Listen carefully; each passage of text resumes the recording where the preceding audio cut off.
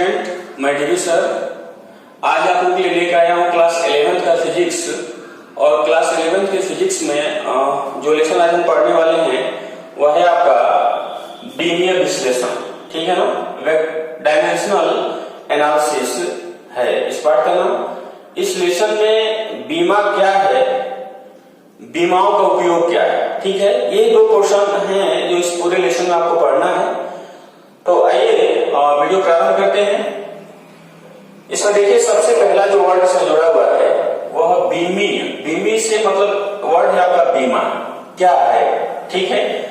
तो थोड़ा ध्यान दें।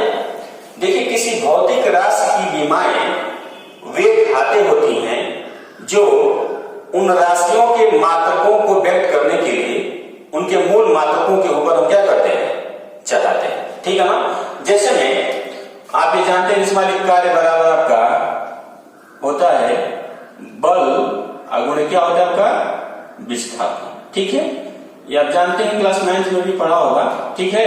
तो इस तरीके से कार्य का मात्रक यदि लिखा जाए, कार्य का मात्रक, ठीक है, तो हो जाएगा। देखिए बल का मात्रक जो होता है उसको हम लिख सकते हैं एमकेएस पद्धति में किलोग्राम मीटर प्रति आपका ये होगा सेकेंड स्क्वायर, ठीक है ना। और चूंकि विस्थापन आपका विस्थापन का मात्रक मीटर होता है तो मीटर हो जाएगा। तो फाइनली मिल जाएगा आपका किलोग्राम। देखिए किलोग्राम पे घात में हम 1 लिख सकते हैं, ये फिर ये हो जाएगा आपका मीटर का स्क्वायर हो जाएगा और सेकेंड के ऊपर लेके जाएं तो सेकेंड पे माइनस कितना हो जाएगा आपका 2 हो जाएगा, ठीक है ना। तो वही हम बोले हैं कि किसी भौतिक राशि की बीमाएं वे घातें होती हैं जो उन राशियों के मात्रकों को लिखते समय जो मूल मात्रक होते हैं उन पर क्या कहता है, चढ़ाया जाता है। देखिए ये जो घातें यहाँ पे चढ़ी हुई हैं वही आपको क्या है इसका बीमा। बातें समझ में आगे ध्यान दें। बीमीय कुछ विभिन्न भौतिक राशियों की बीमाएं हैं, तो उन विभिन्न भौतिक राशियों की बीमाओं के बारे में आपको जानना है। जैसे बीमा आपको ज्ञात रहेगा तभी उन राशियों की बीमाएं आप लिख सकते हैं। जैसे में मूलतः जो भौतिक राशियां आती हैं, देखिए उसमें है आपका द्रव्यमान, क्या है, द्रव्यमान है, ठीक। आपका समय का उपयोग होता है, समय है। फिर आपका लंबाई है, कभी कभार के इसमें ताप भी आ जाता है, ठीक है। विद्युत धारा भी आ जाता है, ठीक है, विद्युत धारा आ जाता है आपका। जैसे हमारे पास जो 7 मूलभूत राशियां हैं, मूलभूत भौतिक राशियां जो है, ठीक है, उन्हीं पर आधारित जितनी भी भौतिक राशियां उनकी बीमाएं निर्भर करती हैं। तो देखिए यहाँ पे द्रव्यमान का मात्रक आप जानते हैं, द्रव्यमान का मात्रक क्या होता है, किलोग्राम होता है, ठीक है। और समय का मात्रक आपका सेकेंड होता है, लंबाई का मात्रक आपका मीटर होता है, ताप का मात्रक आप केल्विन लिखते हैं और विद्युत धारा का मात्रक आपका एम्पियर होता है। यानी जितनी भौतिक राशियां अधिकतर उसमें इन्हीं मात्रकों का उपयोग है। तो देखिए जब इसकी बीमा लिखेंगे द्रव्यमान की बीमा, तो बीमा को हमेशा बड़े कोष्ठक में लिखा जाता है, ठीक है ना। और देखिए इसका यूनिट आपका किलोग्राम है, तो चूंकि द्रव्यमान को मास इंग्लिश में क्या बोलते हैं, मास बोला जाता है, तो इसलिए इसकी बीमा कैपिटल एम होती है। आपका समय है जिसका मात्रक आपका सेकेंड है, ठीक। तो चूंकि टाइम के आधार पे समय मापा जाता है, टाइम इसे बोला जाता है, इसका बीमा क्या हो जाएगा, बड़े कोष्ठक में टी आपका हो जाएगा। देखिए लंबाई जो है आपका और इसका मात्रक मीटर है, ठीक। तो चूंकि लंबाई को लेंथ बोलते हैं तो इसकी बीमा वहां से ली गई है, यल हो जाएगा।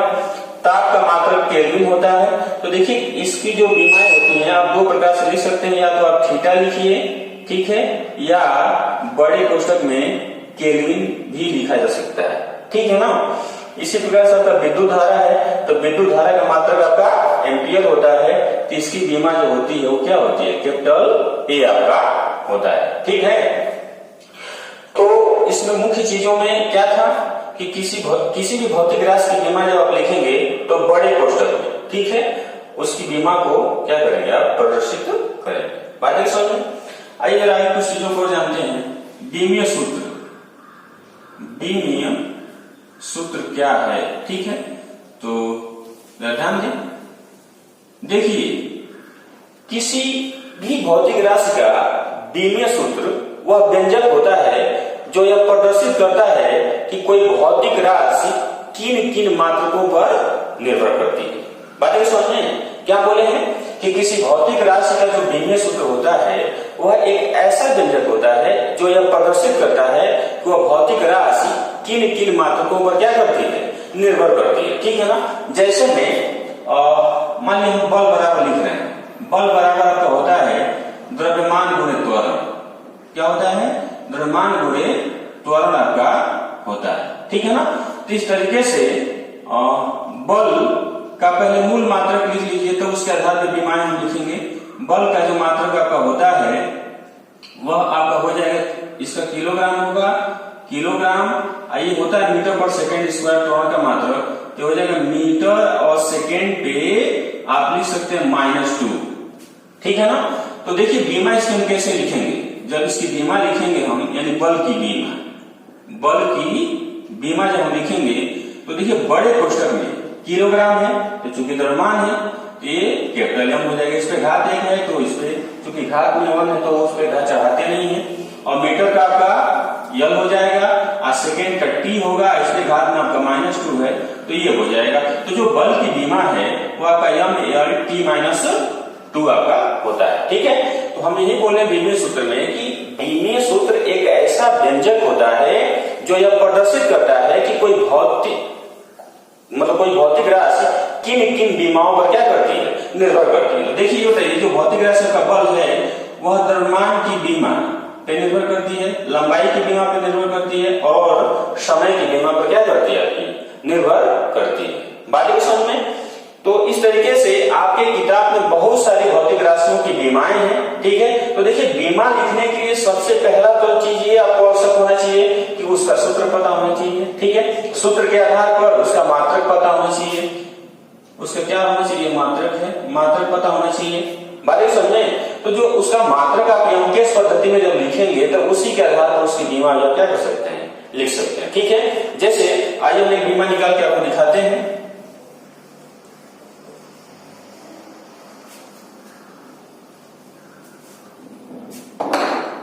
देखेंगे सार्वत्रिक गुरुत्वाकर्षण नियतांक की बीमा, नियतांक की बीमा। ठीक है। कैसे लिखेंगे तो आइए देखा जाए। आप ये जानते हैं, ये चूंकि 9th में भी आपने पढ़ा होगा, अभी फर्स्ट ईयर में है, आपका बहुत आगे है, रिलेशन में मिलेगा कि यदि मान कोई स्थान है और उस स्थान 2 स्थान लिए जाए, हम दोनों स्थानों पे 2 अलग अलग द्रव्यमान रखे गए हैं। ठीक है। तो उसको लगने वाला जो आकर्षण बल का जो मान होता है वह दोनों द्रव्यमानों के गुणनफल के अनुक्रमानुपाती होता है। ठीक है। और उनकी बीच की दूरी के बल के व्युत्क्रमानुपाती होता है। तो इसके आधार पर जो सूत्र मिलता है वह जब अनुक्रमानुपाती हटेगा तो एक कांस्टेंट आपका आता है, नियतांक आता है, वह कैपिटल जी होता है। ये जो कैपिटल जी है वह सार्वत्रिक गुरुत्वाकर्षण क्या आपका नियतांक है। ठीक है। इसी की बीमा हमें लिखनी है। तो देखिए जी बराबर, इसको थोड़ा सेपरेट आप करेंगे तो F इंटू आर स्क्वायर हो जाएगा और ये होगा m1 इंटू क्या होगा, m2 आपका हो जाएगा। तो पहले इसका मूल मात्रक प्राप्त किया जाए यमकेश पद्धति में। ठीक है ना। तो देखिए बल का जो मूल मात्रक होता है वो होता है आपका किलोग्राम मीटर इंटू सेकेंड पे -2। ठीक है ना। और चूंकि आर यहाँ पे उनके बीच की दूरी है तो ये भी लंबाई में देखा जाएगा। तो इसका जो मात्रक आप लिखेंगे तो मीटर आपका होगा, तो चूंकि इसका स्क्वायर है तो मीटर का स्क्वायर हो जाएगा। ठीक। और यहाँ पे देखिए दोनों पिंडों का द्रव्यमान है तो हो जाएगा आपका किलोग्राम, आखिर इसका लिख सकते हैं किलोग्राम, तो यानी ये किलोग्राम का स्क्वायर आप इसको लिख सकते हैं। ठीक है ना। तो फाइनली ये जी का मात्रक जो हो जाएगा आपका, जी का मात्रक जब आप फाइनल कर लेंगे, इसको भी थोड़ा सही कर लीजिए, है जी का मात्रक। ठीक है। तो यहां से इसको सही रूप में लिखा जाए तो देखिए हो जाएगा किलोग्राम, क्या होगा, किलोग्राम के ऊपर जाएगा तो घात में घटेगा तो -1 बच जाएगा और ये आपका हो जाएगा मीटर क्यू आपका हो जाएगा। ठीक है। और फिर यह हो जाएगा आपका सेकेंड पे -2 आपका हो जाएगा। ठीक है ना। अब देखिए इसी के आधार पर इसकी बीमा लिखेंगे। तो इस तरीके से जी की जो बीमा आपकी मिल जाएगी, बीमा इज इक्वल टू, पर ध्यान दें देखिए किलोग्राम यानी m पे -1 आपका हो जाएगा, ये लंबाई है तो यल पे 3 हो जाएगा, 3 घात है, और सेकेंड पे -2 आपका हो जाएगा। ठीक है ना। तो इस तरीके से जो सार्वत्रिक गुरुत्वाकर्षण नियतांक है इसकी बीमा जो हो जाएगी वह m-1 यल क्यूब और t पे माइनस कितना आएगा 2 आपका हो जाएगा। ठीक है ना। तो इस तरीके से आपकी किताब में बहुत सारी ऐसी भौतिक राशियां हैं जिनकी बीमाएं आपको इस प्रकार से आप निकालनी है। ठीक है ना। तो एक चीज और मैं कहना ये चाहूंगा, जैसे जो भी आपके किताब में बीमाएं दी हुई, ठीक है, वो कहीं ना कहीं बीमाएं आपके जब लेसन वाइज आपका आएगा तो उसमें वह राशि आएगा और उसके बीमा निकाल के भी आपको बताया जाएगा। ठीक है। तो अभी तक मतलब ये है कि भाई मान लीजिए बीमा क्या है ये चीज आपको समझा दिया गया, तो आप अपने कुछ एक्सरसाइज वर्क के लिए अपने स्वयं से कुछ बीमाएं निकालेंगे। ठीक है ना। आइए जरा आगे कुछ चीजों को और सीखा जाए।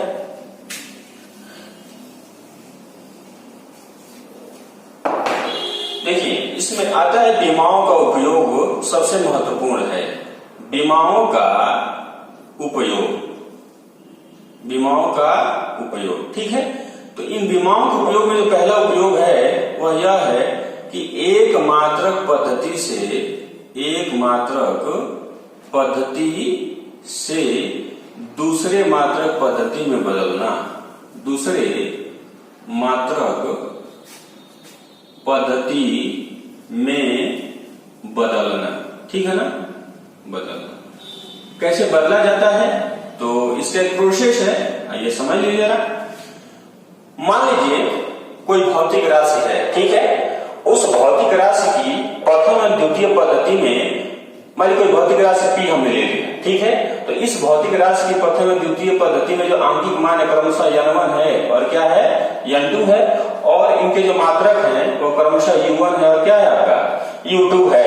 तो इस तरीके से भौतिक राशि ये जो लिखी गई इसका मात्रक जो होगा, मतलब इस भौतिक राशि का मूल मान जो होगा वह n1 u1 होगा अब बराबर n2 u2 के क्या होगा बराबर हो जाएगा। ठीक है ना।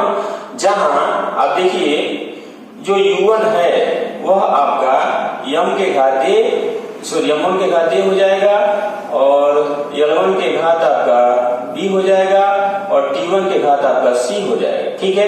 इसी प्रकार से u2 बराबर आपका हो जाएगा और ये मिलेगा आपका m2 के घात a, l2 के घात b और t2 के घात c ये होगा। ठीक है। तो इन दोनों वैल्यूज को मान लीजिए इसको समीकरण 1 दिया जाए तो जरा ध्यान दें, समीकरण 1 से ये हो जाएगा आपका n1 और ये होगा आपका m1 के पावर a हो जाएगा, l1 के पावर b होगा और t1 के पावर c हो जाएगा इज इक्वल टू ये होगा n2 और मान लीजिए m1 की पावर a है, l1 के पावर b है और t1 के पावर m2 है, l2 है और क्या है t2 के पावर c है। ठीक है ना। तो मान लीजिए m2 अज्ञात है, इसी को हमें ज्ञात करना है, तो जब n2 को लिखा जाएगा तो हो जाएगा n1, ठीक है, और ये हो जाएगा m1 के पावर a, l1 के पावर b और t1 के पावर c हो जाएगा। अब बटे में ये हो जाएगा m2 के पावर a, l2 के पावर b और t2 पर क्या होगा c आपका हो जाएगा। ठीक है ना। तो इसको सही रूप में थोड़ा सा लिखा जाए तो यही n2 बराबर होता है n1 हो जाता है। ठीक। और ये होगा आपका m1 अपान m2 के power a, l1 upon l2 के पावर b और t1 अपान t2 के पावर c आपका होता है। ठीक है। तो इस सूत्र का प्रयोग करके आप एक मात्रक पद्धति से दूसरे मात्रक पद्धति में क्या कर सकते हैं बदल सकते हैं। ठीक है ना। तो ये प्रोसीजर समझ में आया, ये चीज आपको ध्यान देना है। इस सूत्र के उपयोग के आधार पर हम एक मात्रक पद्धति से दूसरे मात्रक पद्धति में बदल देते हैं। ठीक है ना। जैसे में आइए एक आपको उदाहरण बताया जाए, इसमें हम बोल रहे हैं कि न्यूटन को डाइन में बदलिए, डाइन में बदलिए। ठीक है ना। बदलिए। आइए देखेंगे कैसे इसको बदला जाएगा, तो जरा समझे। देखिए एक चीज आपको ये पता है कि एसआई यूनिट, ये जो है आपका एसआई यूनिट है, बल का मात्रक है एसआई यूनिट में, ठीक। और ये जो डाइन है बल का ही मात्रक है, लेकिन किसमें है आपका सीजीएस पद्धति में है। तो आप लोग पढ़े होंगे कि 1 न्यूटन बराबर जो होता है, 1 न्यूटन बराबर वह 1 किलोग्राम मीटर प्रति सेकेंड स्क्वायर आपका होता है, ये आपने पढ़ा होगा, ठीक है। इसी आधार पे आपको ये भी पता होना चाहिए कि 1 डाइन बराबर जो होता है वह आपका 1 ग्राम सेंटीमीटर प्रति सेकेंड स्क्वायर आपका होता है, ठीक है ना। तो इन कहने का मतलब ये है कि जैसे जो न्यूटन है आपका, इसको डाइन में चेंज करना है तो मात्रक देखिए एक मात्रक है, यानी प्रथम पद्धति में मात्रक है, और इसको हमें इसी द्वितीय पद्धति के मात्रक में क्या करना है, बदलना है, ठीक है। तो देखिए इसके आधार पर ज्ञात मानों में जो n1 है आपका वह आपका 1 है, जैसे हमारे 1 किलोग्राम मीटर पर सेकेंड स्क्वायर को हमें इसमें चेंज करना है, ठीक है। n1 का मान 1 है। अब ये वैल्यू आपकी प्राप्त हो गई कि यहाँ पे इसमें जो प्रयुक्त भौतिक राशि है वो भी बताया, जैसा कि ये बल का मात्रक है तो पहले बल की बीमा आप लिख लेंगे, बल की बीमा, ठीक है। तो बल की बीमा जो होती है वह m l t-2 का होता है। तो देखिए यहाँ घातों को यदि लिखा जाए, m के घात में मान लीजिए a जो है वो कितना आपका 1 है, जैसे इस पे 1 छुपा रहता है, ठीक है ना, लिखा नहीं रहता लेकिन 1 छुपा रहता है। तो b बराबर भी 1 है और c बराबर क्या पर कितना है -2 है, ठीक है। तो मूलतः जो हमारे पास सूत्र है यानी m2 बराबर n1 और यह आपका m1 अपान m2 के पावर a होता है, फिर L1 अपान L2 के पावर b होता है, फिर आपका T1 अपान T2 के पावर क्या होता है c होता है, ठीक है। तो देखिए n2 बराबर n1 का जो मान है वो कितना है आपका 1 है, ठीक। और देखिए चूंकि इसमें द्रव्यमान में प्रथम पद्धति का जो मात्रक है वो क्या है आपका किलोग्राम, यहाँ पे लिखेंगे आप किलोग्राम, अब चेंज किस में करना है ग्राम में द्वितीय पद्धति में, ठीक। आइए हो जाए घात में, देखिए इसका 1 है, इसका घात कितना है 1 है। इसी प्रकार से प्रथम पद्धति में लंबाई का मात्रक आपका मीटर दिया हुआ है तो यहाँ मीटर लिख देंगे, अब बटे द्वितीय पद्धति में इसको बदलना है हमें किसमें सेंटीमीटर, ठीक है। इसका घात 1 है और ये तो सेकेंड इसमें भी है और सेकेंड इसमें भी है, ठीक है। तो माइनस का कितना आ जाएगा 2 होगा, क्योंकि सी की वैल्यू यहाँ पे माइनस कितना आपका 2 है। एक चीज अब यहाँ पे आपको ध्यान ये देना है कि जब हम एक मात्रक पद्धति से दूसरे मात्रक पद्धति में बदलते हैं तो हमेशा बड़े मात्रक को छोटे मात्रक में बदला जाता है, चाहे वो मात्रक ऊपर हो चाहे वो मात्रक कहाँ हो नीचे हो। ये चीज आपको विशेष करके ध्यान देना है, बच्चे यही गलती करते हैं, ठीक है। हम क्या बोले वहां से कि जब एक मात्रक पद्धति से दूसरे मात्रक पद्धति में बदलना होता है तो हमेशा बड़े मात्रक को छोटे मात्रक में बदला जाता है, ठीक है। तो देखेंगे कैसे बदलेंगे, इस तरीके से n2 बराबर मिल जाएगा, ये 1 है। और देखिए इन दोनों में जो बड़ा मात्रक वो आपका किलोग्राम है, ठीक है। तो किलोग्राम 1 किलोग्राम बराबर आपका होता है 1000 ग्राम आपका होता है, आप बटे में ये आपका ग्राम हो जाएगा, ठीक। ऐसे घात में आपका 1 है, ठीक है ना। और इसमें देखिए जो बड़ा मात्रक वो आपका मीटर है, 1 मीटर बराबर आपका 100 सेंटीमीटर होता है, आप बटे में आपका ये सेंटीमीटर दिया हुआ है, ऐसा घात 1 है। अब देखिए यहाँ पे इसको बदलने की आवश्यकता नहीं है, दोनों में मात्रक समान है, तो हो जाएगा आपका सेकेंड बटे सेकेंड पे -2 आपका हो जाएगा, ठीक है। अब देखिए ग्राम से ग्राम आपका कैंसिल हो गया, सेंटीमीटर से सेंटीमीटर कैंसिल हो गया और सेकेंड से सेकेंड कैंसिल हो गया। अब केवल आपका आंकिक मान ही रह जाता है, ठीक है। तो आंकिक मान का मतलब 1 इंटू ये देखिए आपका आ जाएगा, क्योंकि इस पे घात 1 है तो इसमें कोई असर पड़ेगा नहीं, ये 1000 हो जाएगा। इस पे भी घात 1 है तो इसमें भी कोई असर नहीं होगा, 100 हो जाएगा। और यहाँ पर थोड़ा सा देखा जाए तो -1 के घात, सॉरी ये कटेगा तो 1 आएगा, 1 के घात माइनस कितना आएगा आपका 2 आ जाएगा, ठीक है। तो n2 बराबर इसको देखिए थोड़ा सा सेपरेट किया जाए तो 10 के घात 1 2 3 4 5 10 में 5 आ जाएगा। अब 1 के घात में -2 या -50 हो, उसकी वैल्यू हमेशा कितनी होती है 1 ही होती है। तो देखिए n2 बराबर 10 घाते 5 आ गया। यही जो परिवर्तन के आधार पर जो मान आया है इसको लिखेंगे किसमें आप डाइन, किसमें लिखेंगे डाइन। बात है समझ में। इस तरीके से 1 न्यूटन बराबर जो मिला वह 10 × 5 डाइन के बराबर आपका प्राप्त हो गया। समझ में आया। तो ये पूरा जो प्रोसेस था वह था एक मात्रक पद्धति से दूसरे मात्रक पद्धति में बदलना। ठीक है, और भी इसके बहुत सारे उपयोग हैं, तो जो आपका अगले वीडियो में आएगा। तो अभी तक के वीडियो में इतना ही। धन्यवाद।